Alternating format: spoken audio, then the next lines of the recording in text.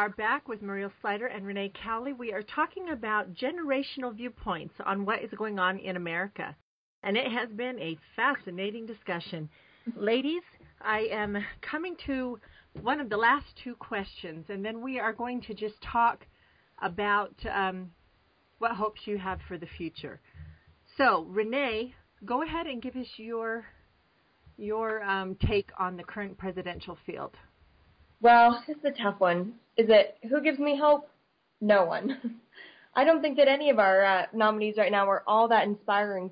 And I agree with your mother, too, that probably the most qualified for the position, or who would probably do the very best job, is Newt Gingrich, but he doesn't stand a chance. I went to a rodeo last night and was talking to some of my friends about just this exact subject, and all of them said, oh, he's so smart, he's been there and he's done that and he knows so much, and it's absolutely right. He definitely knows what's going on and knows how to fix things, but he's just not electable, and that's too bad. I guess I'm kind of in a two-way tie. I don't think that Herman Cain's going to last much longer. I think he's a bit of a flash in the pan. I think it's going to, and I like parts of Rick Perry and I like parts of Mitt Romney. I'm pretty sure that Mitt Romney's going to get the nod. So kind of where I focused my thought processes is on to, what kind of a job is Mitt Romney going to do? How is he going to fare against Barack Obama's machine and his fundraising capabilities? And who is he going to surround himself with? And that's something that I think you can see a lot of with successful presidents, is who they surround themselves with. And if they have capable, intelligent cabinets and staff, that really, really does make or break a presidency in a lot of cases. True, and for me, I like Mitt Romney. I have really investigated him thoroughly. Yes, he has done some things that I don't like, but I read his Believe in America, which is a day-by-day plan of what he would do to turn America back around, and I liked it. I liked every aspect of it, even though, like every other politician, none of them have gone far enough in the cuts of spending and so on and so forth. But he did make good inroads in that book. I like Herman Cain for all the same reasons that my mom does. I think he's wonderful. I think there would be a sharp learning curve, and I would like to see him in a cabinet position. And in fact, I'd like to see the entire Republican field, whoever wins, in cabinet positions, because I think that group of people could work wonders with America and the world if they were given the chance. But it is an interesting thing because all of them keep shooting themselves in the foot. And I wish they would stop. I wish they would stop it. I wish they would too. Yes, every time you're like, okay, that's the guy. He is strong, he is good, and what did he just say? What's he thinking? Yeah. It's crazy. I have a little more hope in some of these candidates than you do, Renae.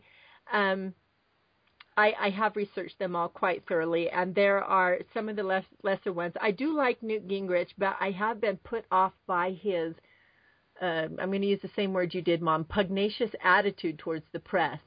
Granted, he's right. It's not that he's wrong.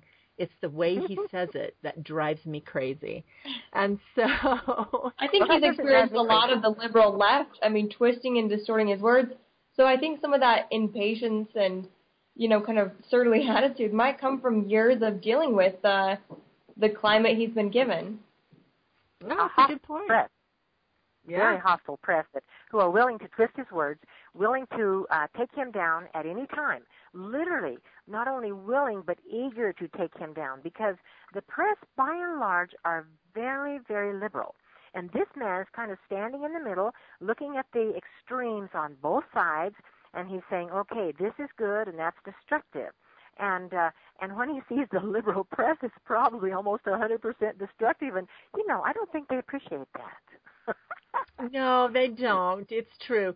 But I do like him, and I haven't forgotten his contract with America. I haven't forgotten the immense amount of good he accomplished as Speaker of the House before he shot himself in the foot.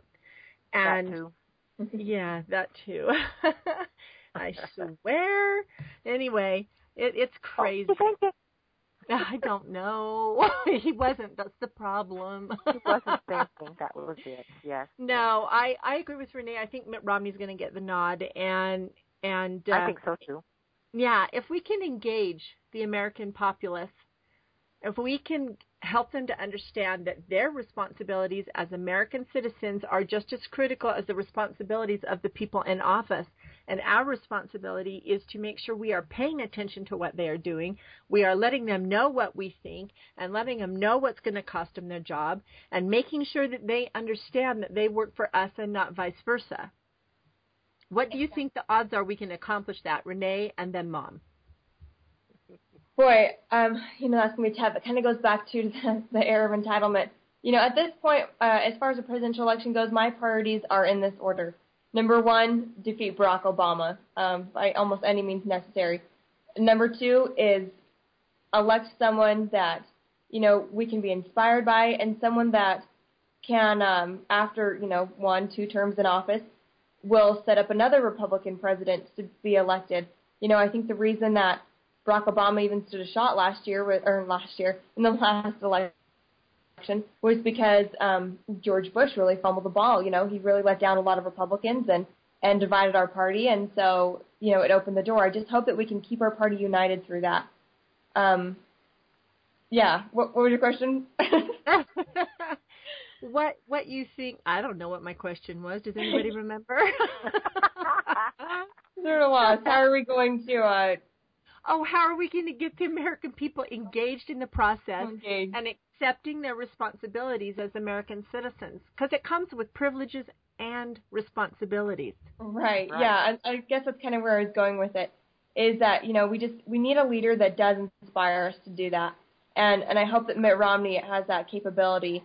I think he did a fantastic job with the Winter Olympics. And, we can look at all of his experience with Bain and Company and in the political realm as governor of Massachusetts. But I really look to what he did in the Olympics as a testament to his leadership skills. So he's able to take something that was just totally disheveled, that was, near bankrupt, that had experiences corruption, much like our current administration, and, our rising debt and deficit. And he was able to turn it around and make it one of the most successful, memorable Winter Olympics that there's ever been. And so we made money. Yes, absolutely. And it's hopefully something that he'll be able to do with our nation too. So you're right. A lot of it's just we go back to the indoctrination of these principles from elementary school, and that it's something that needs to be readdressed, is the type of curriculum that our children are learning. And in Utah this year, we passed that bill saying that we would teach that America was a republic, and I think that's just a drop in the bucket towards a major sweeping reform that we need to see, and that's really where it's going to start. I think is education, and with an inspiring leader that will keep us going down this right path. I agree. For me, it's going to take families, parents, teaching their children, because this is the kind of thing that I don't think should be taught in school, what the responsibilities of an American citizen is. And I think parents need to be doing that. I think they need to raise their children to understand that they need to be self-reliant, that they need to be aware, that they need to be involved and be active in their lives, in their cities, in their communities, and in their country, that they can either serve in the military or they can volunteer. They can go down to their local elected officials' offices and spend time and learn how it all works and find out what issues of the day are going on. The older you get, the more you can do as far as that is concerned. And I think when we have a citizenry who does that, we can then turn America around. Mom, what do you think? Well, I think we can if somehow honor can be resuscitated. If honor cannot be resuscitated in this country, it's over.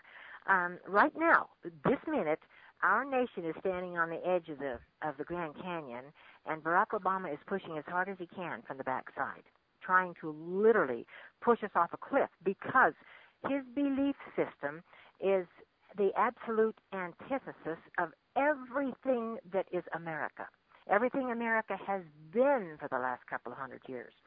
Literally, his ideology is exactly the opposite, and in his ideology it is, okay, we will not accommodate, we will not reason, we will only destroy. We've got to remember that. And the rule of law doesn't apply, only his ideology applies. And if he is exposed, and his ideology is exposed, is what I'm really talking about, if his ideology is exposed, then you just lie your way out of it.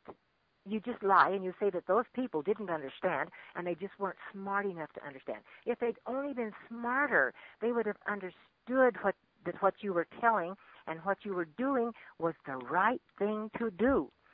And so this is why we have all of these things like Social Security and the prescription drug thing and the No Child Left Behind and all these kinds of things. It is simply, let us make America a cradle-to-grave sweetheart land. It's not. Somebody has to go out and work and produce the money. Someone has to go out and grow the food. And this ridiculous thing of, well, let's just get all of our energy from the sun and from the wind, that's all right as long as you can actually look at it through clear eyes and with your brain engaged and say, oh, darn, it doesn't work. Right now, they cannot do that. They are only convinced, absolutely convinced, that if we would just do it right, it would work. They're totally convinced that it's only not working because we are not trying hard enough. We are not applying what should be applied in order to make it work.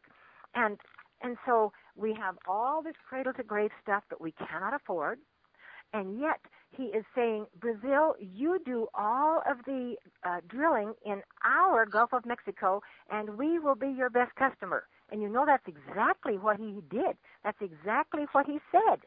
And yet he cannot put two and two together enough to realize that if he totally destroys what America is, it's going to be like the Soviet Union when the Soviet Union went down. It's going to be chaos. And even if anything good comes out of it for a while, then it's going to be what is in the Soviet Union right now, which is nothing but totalitarianism. The guy on the top in the Soviet Union has taken over from the old totalitarians, and if you disagree with this guy, you can have an accident. You can have a really bad accident. And so right now, there are silly things that keep being repeated. They constantly, by everybody, they say, well, at the time that Social Security was started, people died in their 60s. No, they didn't. They didn't die in their 60s. People lived till their 70s, 80s, and 90s back then. My family did back for generations, and I happen to know how long they lived because I have their records. They did not die in their 60s, but there was tremendous childhood death. Babies died a lot. Babies who are saved now. They do open heart surgery on babies. They do all these kinds of things to save them.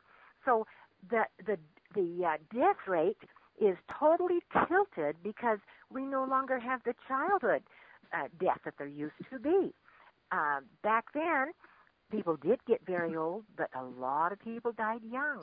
Diabetes killed a lot of children back then. All kinds of death problems at birth, the babies died. They were counted, but so if a baby died at birth or 2 months later, and you balance that out with somebody who lived to 90, you get 45. I see, so everybody died at 45. No, they didn't.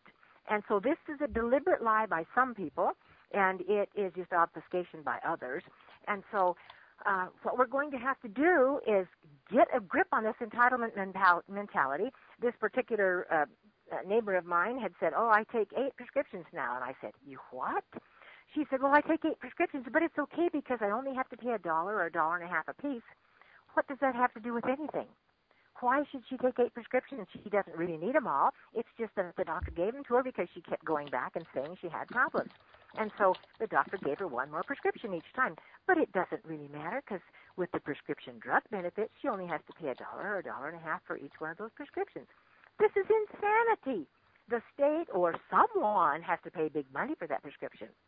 And it's probably the government with the prescription drug benefit. And so it's the same thing with all these various insane things that they're coming up with. our country will go totally bankrupt. Actually, it's bankrupt now, but it will go totally bankrupt, just like Greece. We're going to have the same problem Greece is having if we keep this insanity up. And for some reason, not enough people are standing up and saying, you have to learn to count. This won't work. They are not doing that loudly enough, and those who are doing it are being ignored. And so we've got to somehow get a grip on this irresponsibility, or we should just change our name to the United States of Greece and just let it go at that. Okay? Oh, yeah, we can't be the United States of Greece. Greece isn't doing so well. Well, we're not doing so well either, if the truth were known. When you punish the people who work and you reward the people who don't work, then you're in big trouble. And really, what we have with a union mentality is that since this man is very much in favor of unions, well, okay, the unions can take over and they can run everything. But the problem is that was tried in the earliest part of the 1900s, and they really botched it. And finally, it was by the time I was a young adult, everything was changed, and the people were allowed to be responsible again. And the unions were no longer in absolute power, and it actually went down to 7% union membership in my 30s. 7% union membership, because it did not actually work. And so the only way you can make it work at all is by bad-mouthing and punishing the people who are not unions and rewarding and building up the people who do belong to unions and giving tremendous power to the unions. The unions primarily have this a thug attitude. You either do it my way, or I'm going to give you cement overshoes like I did the guy from the guy Jimmy who's now Hoffa. Jimmy Hoffa, who's now down in one of the Great Lakes, and we don't know which one. We don't care. Buried under Giant Stadium. Well, yeah. The thing of it is that a country that has decided to be a dependent country, and by that I mean the individual people in that country have decided to become dependent.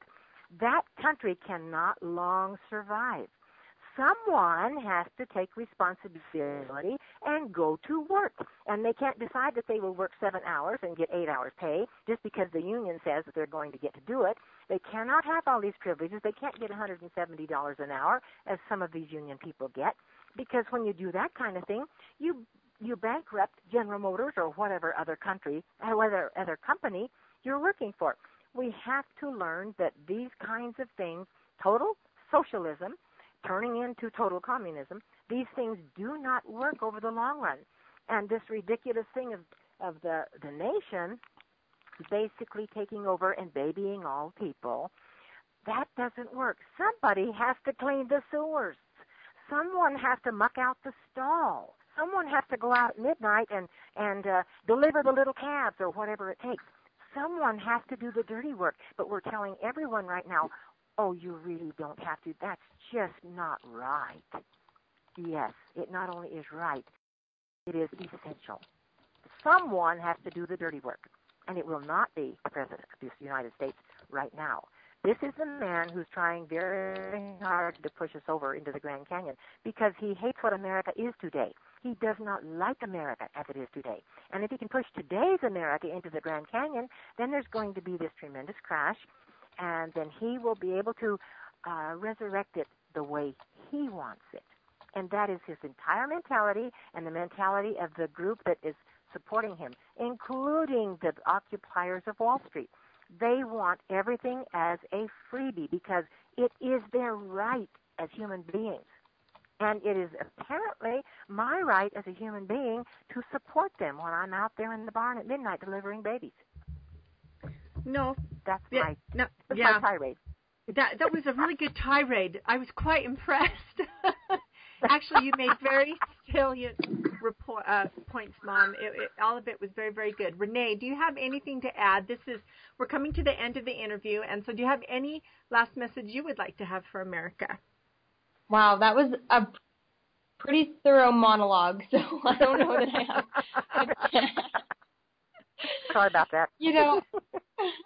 I think we've hit on some really good subjects today, and I just think that it comes down to the problems that we're seeing just come down to a slow dwindling of of American ideals and these core values that our nation was founded on.